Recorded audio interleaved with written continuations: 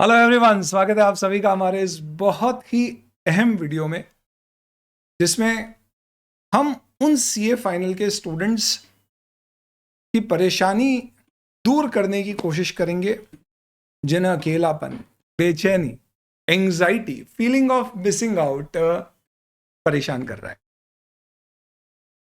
हम सभी को पता है दोस्तों, न्यू स्कीम का इंस्टीट्यूट अनाउंसमेंट कर चुका है, लेकिन कब आएगी अभी उस पर क्लैरिटी नहीं। इंस्टीट्यूट ने अभी बताया नवंबर 23 में एग्जिस्टिंग स्कीम लागू होगी, बट न्यू स्कीम में 24 से कब तक उसका अनाउंसमेंट, नया सिलेबस, नए कंटेंट कब तक आएंगे, नो क्लैरिटी। कब आने की उम्मीद है, आई डिस्कस ऑन दैट।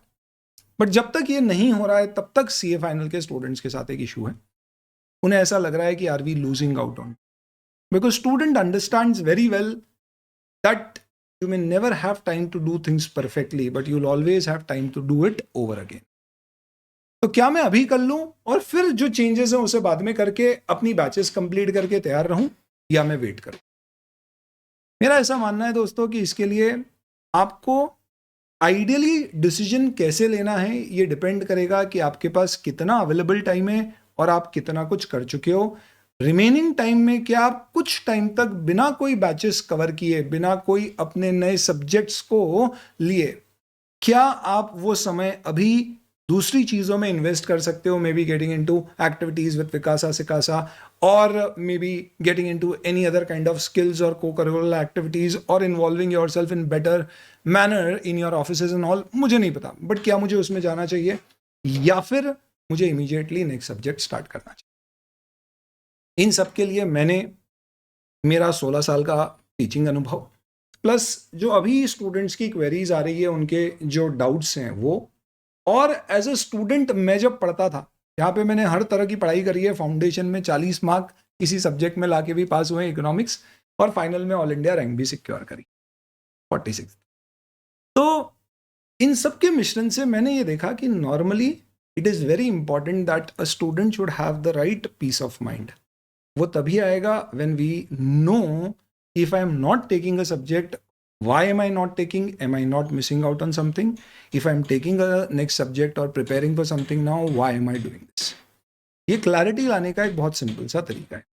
आप ये देख लीजिए कि आपके पास कितना समय अभी अवेलेबल है कोई नया सब्जेक्ट नहीं करने के लिए।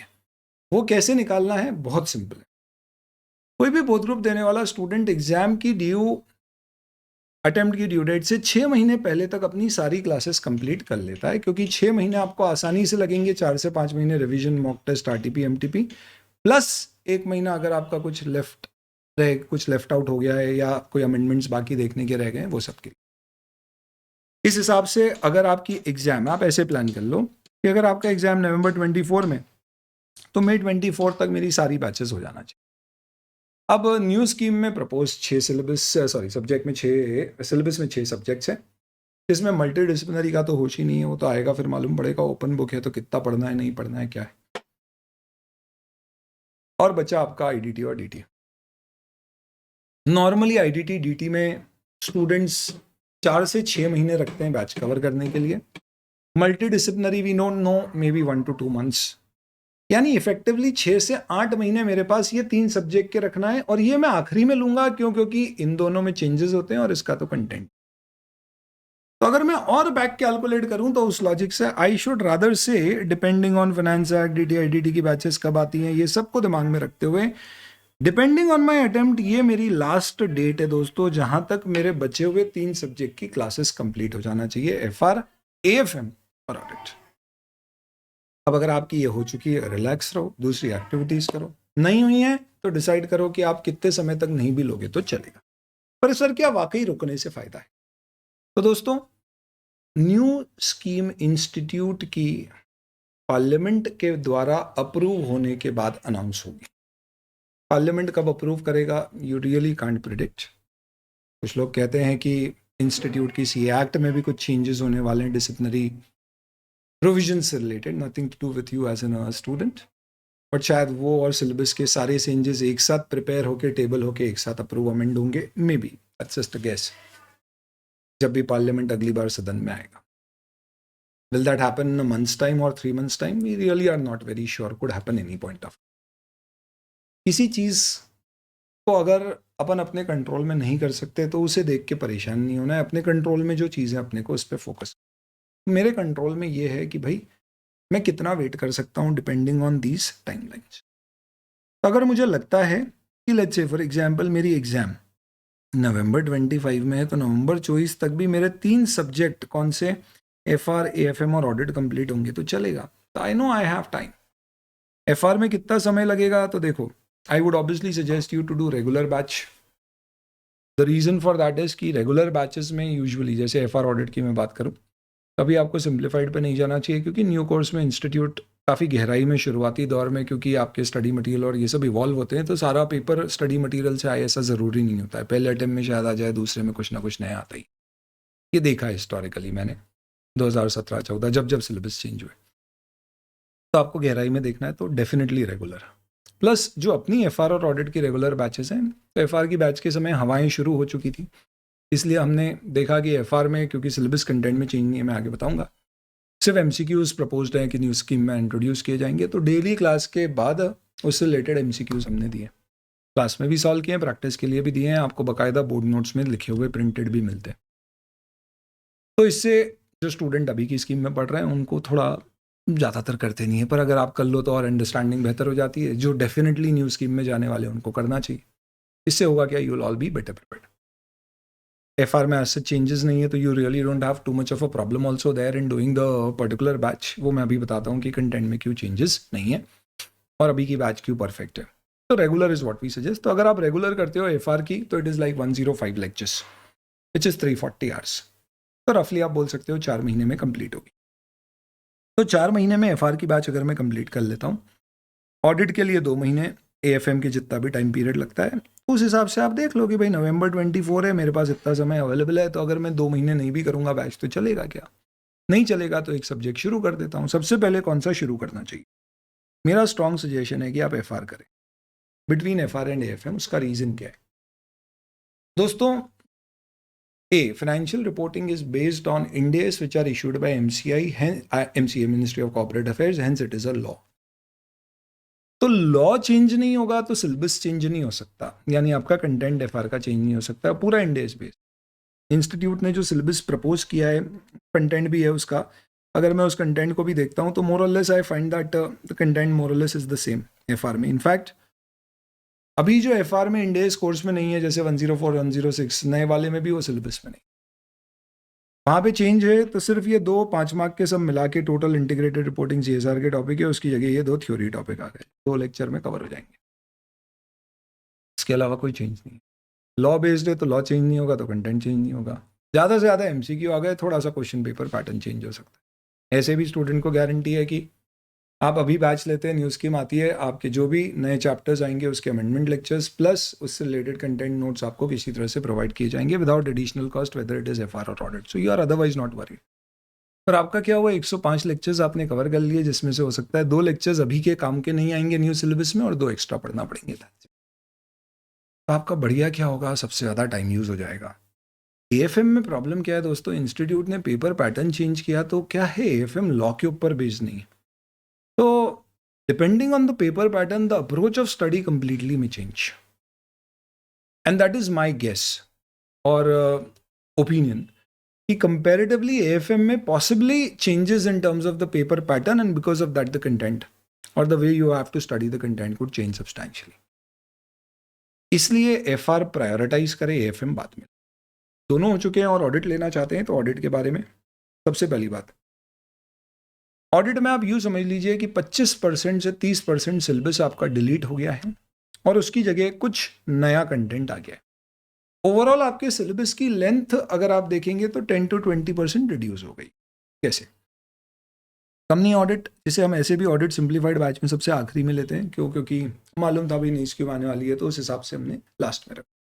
तो जो आप इंटर में पढ़ते थे वो हटा दिया, साथ ही साथ में आपके ऑडिट कमिटी कॉर्पोरेट गवर्नेंस एक चैप्टर पूरा हुआ करता था जो लॉ में अब कवर होगा, तो यहाँ से हटा दिया। तो ये कुछ टॉपिक्स हट गए। प्लस इंश्योरेंस कंपनी का ऑडिट, इनकम टैक्स एक्ट के अंतर्गत audit, peer review, quality review, operational और मैनेजमेंट ऑडिट, ये कुछ चैप्टर्स और हट गए। आपने पढ़ा नहीं है अभी ऑडिट फाइनल का तो पता नहीं है, पर ये छोटे छोटे कुछ चैप्टर्स से हटा दिए। ग्रीन में जो दिया है वो सब ऐड कर दिए। तो एसेज आपके सिलेबस में अभी 700 सीरीज तक होती थी, उसके आगे भी 800 से 4000 सीरीज तक कुछ 10 और स्टैंडर्ड है वो सिलेबस में डाल दिए, कुछ आईपीसीसी टाइप के स्टैंडर्ड्स का वेटेज थोड़ा कम कर दिया और कोर्स में रखे। तो एसेज जो अभी पढ़े हैं क्लास में वो पूरे पढ़ने हैं, और ऐसे भी लॉ बेस्ड है क्योंकि स्टैंडर्ड है, वो चेंज नहीं होंगे तो कंटेंट भी चेंज नहीं होगा, तो जो पढ़ रहे हो काम ही आना है ना। सिर्फ आपको कुछ एक्स्ट्रा एसेज पढ़ना पड़ेगा। डिजिटल ऑडिटिंग 5 मार्क का, social development goals and environmental and social governance assurance 5 mark का थ्योरी टॉपिक ऐड हो गया, ये एक्स्ट्रा आपको पढ़ना पड़ेगा। ऑडिट ट्रेल से रिलेटेड कुछ और फॉरेंसिक अकाउंटिंग के स्टैंडर्ड्स न्यू सिलेबस के कोर्स में ऐड करने ये propose based on the propose syllabus. अब एक्चुअल में क्या सिलेबस आएगा तो पता पड़ेगा रियल में क्या है, क्योंकि अभी बोला है कंपनी ऑडिट नहीं है, अब कल दिन बोल दे सिलेबस में कारो डाल दें तो तभी हम स्टूडेंट्स को क्या गाइड करते हैं कि आप रेगुलर बैच लें। 50 लेक्चर में से 35 लेक्चर्स वही हैं जो न्यू सिलेबस में रहने वाले, 15 कंपनी ऑडिट के हैं और कुछ इन टॉपिक्स के हैं जिन्हें हम स्पेशल ऑडिट कहते हैं, इसे होल्ड करो और बाकी सारे मस्त करके बैठ जाओ। जैसे ही न्यूज़ स्कीम आएगी इन 15 लेक्चर्स जो रिलेटिव है उसके बदले में 10 लेक्चर्स एक्स्ट्रा इन टॉपिक्स के आपको करना पड़ेंगे, वो लेक्चर्स आपको शेयर कर देंगे, उससे रिलेटेड कंटेंट दे देंगे, आप वो कवर करके इस सब्जेक्ट से भी मुक्त हो। इस तरह से आप अगर ऑडिट सिलेबस यूज करना चाहते हो तो आपको इतने चेंजेस के लिए मेंटली प्रिपेयर्ड रहना, ये करके आप कर सकते। दोनों में स्ट्रांगली मैं सजेस्ट करूंगा कि अगर आप अपनी बैचेस ले रहे हैं तो आप स्टडी अलॉन्ग बैचेस लें। एफआर ऑडिट दोनों में स्टडी अलॉन्ग की 2 बैच अभी हम स्टार्ट कर चुके हैं, the third batch we are going to start very soon. इसमें क्या होता है, नंबर 1 लेक्चर्स जो अभी दे रहे हैं सारे स्टूडेंट्स को वही रहते हैं, उसमें कोई चेंज नहीं। फर्क सिर्फ इतना होता है कि आप लेक्चर्स लेते हो उसके बाद आपको लेते समय भी ऑप्शन दिया जाता है और अलग से एक मेल भी आता है कि अगर आप स्टडी अलॉन्ग इस तारीख से हो रही है, आप ज्वाइन करना चाहें तो इसमें ज्वाइन कर लो। इसमें फ़ायदा ये होता है कि अगर आप ज्वाइन करते हैं तो हर 15 दिन में मैं एक लाइव इंटरेक्शन आपके साथ रखता हूँ, क्या प्रोग्रेस चल रही है, कहाँ दिक्कत आ रही है, क्या सही चल रहा है।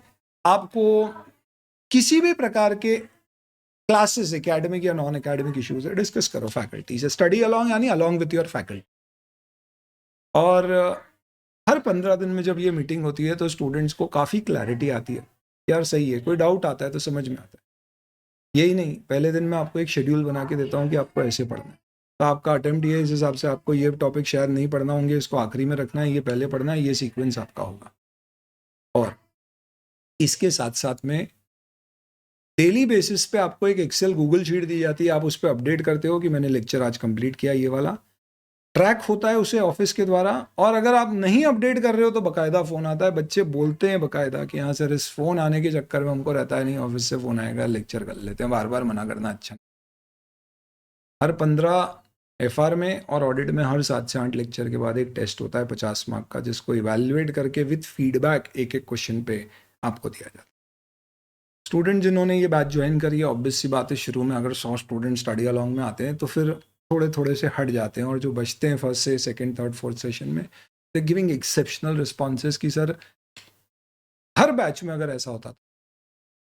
क्यों? क्योंकि टेस्ट भी दे रहे हैं, पता भी पड़ रहा है कहाँ गलती हो रही है, सब आने के बाद भी मार्क्स क्यों नहीं आ रहे हैं, ताकि आगे की पढ़ाई वैसे बेहतर हो रही है, सर पे डंडा है तो लेक्चर भी टाइम पे हो रहे हैं, और एक फ्लो बना हुआ है और एक कनेक्टिविटी भी आ जाती है। कुछ भी रहता है तो मालूम है कि 15 दिन में सर मिलेंगे, बाकी डाउट सॉल्विंग वगैरह तो 24/7 चलती। तो मेरा आपको अब स्ट्रॉन्ग सजेशन ये है दोस्तों कि आप सबसे पहले एंग्शियस होना बंद करो, परेशान होना बंद करो, न्यू सिलेबस कब आएगा अपने को किसी को नहीं। इसके लिए मैं आपको बोल दूं कि 1 महीने बाद अपनी एफआर की अगली बैच आने वाली है, आप बोलोगे चलो सर नई बैच आएगी तब कर लेंगे, मैं ये सोच के बोल रहा हूँ कि नया सिलेबस आ जाएगा। नहीं आया कोई दिक्कत नहीं है, मैं बोल दूंगा 1 महीने बाद आएगी और आगे पोस्टपोन कर दूंगा। मैंने 2 बार और पोस्टपोन कर दी, उतने देर में तो आपका एफआर पूरा कंप्लीट हो जाए। और न्यू स्कीम का अनाउंसमेंट आ गया, क्या भरोसा सिलेबस इमीडिएट आए, 1 महीने 2 महीने बाद आए। और सिलेबस आने के बाद मैं कंटेंट रेडी करके फिर आपको दूंगा तो वो भी कोई इमीडिएट तो नहीं होने वाला है। तो ये जो फ्यूचर बैचेस आने वाली है इसके लिए मैं रुकूं, वो स्टेज पे अभी नहीं आना, क्योंकि किसी को पता नहीं है कंटेंट आपका कब आने। I hope this helps you to decide in terms of what you should do next. Do you need to really take up a new lecture, or you can wait, and if you want to take up, what should be the sequence of taking the lectures and how you should.